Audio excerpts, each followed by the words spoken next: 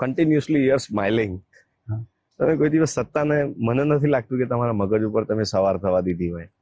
મતલબ તમને જોઈને કોઈ એવું કહી ના શકે કે તમે પૂર્વમાં મિનિસ્ટર હતા અને અત્યારે નથી, તો યુ ડોન્ટ કેર. ક્યાંથી મળે છે આ બધી વસ્તુઓ? હું માનું છું આપણી માલિકી નથી. એના કરતા જે વસ્તુ તમે ઘરે ઘરે ભટકીને મેળવો. મેં એક સરસ તમને કહું, આઈ થિંક 10-12 વર્ષ પહેલાની વાત છે. ગોંડલ રાજ્યના કંઈક 50 કે 100 વર્ષ પૂરા થતા હતા. તે ગણતરીએ ધોરાજીમાં અરવિંદ પટેલ તે વખતમાં એક્સ MLA એક ફંક્શન રાખ્યું હતું. તે ગોંડલ રાજ્યના એ વખતના માણસો જે ક્યાંક સ્થાને પહોંચ્યા બધાને બોલાવ્યા હતા.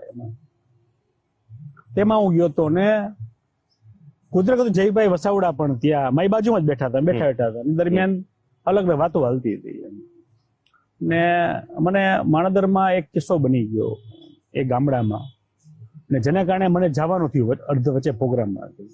અરવિંદભાઈ મને રજા માંગી એમ. અરવિંદભાઈને કીધું, અરવિંદભાઈ મને જવા દો, મને એક પ્રસંગ બહીને જવું પડે એમ છે. એટલે મને કે બોલ્યા વગર ન જવા દો. મેં કહું મને 5 મિનિટ બોલવું હતું, હું જયભાઈને બોલતો જાઉં. જયભાઈ મારા વતી બોલ ના કે મારાથી સારા ઓરેટર છે જ.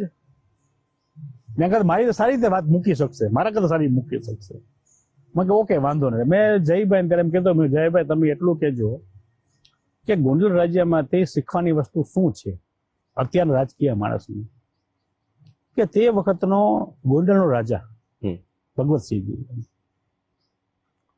જેનો જન્મ રાજા બનવા માટે થયો હતો, ટુ રૂલ, ટુ ડિક્ટેટ. પણ એ માણસે જન્મ થયા પછી એની આખી જિંદગી પોતે મેનેજર તરીકે કામગીરી કરી હતી, not as a owner, trustee તરીકે કામગીરી કરી હતી. એનાથી એક્ઝેક્ટ ઊંધું અત્યારના રાજકીય માણા ઘરે ઘરે ભટકી અને પોતે માગે ને જે મેળવા પછી એ વ્યવહાર રાજા જેવો કરે છે. એક્ઝેક્ટ ઊંધો એમ.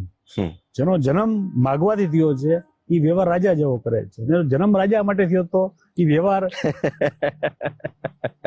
એટલે શિક્ષણ લેવું હોય તો અત્યારના રાજકીય માણસોને આવીને ગોંડલથી શિક્ષણ લેવા જેવું છે એવું મારા વતી આપ બોલજો એવી મારી લાગણી છે. એમ હું બોલીને નીકળી ગયો. This is a fact.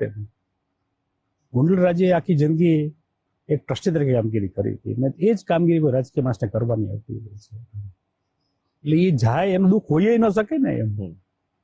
તો માગીને જે મેળવું છે હોય છે દુઃખ શું હોય?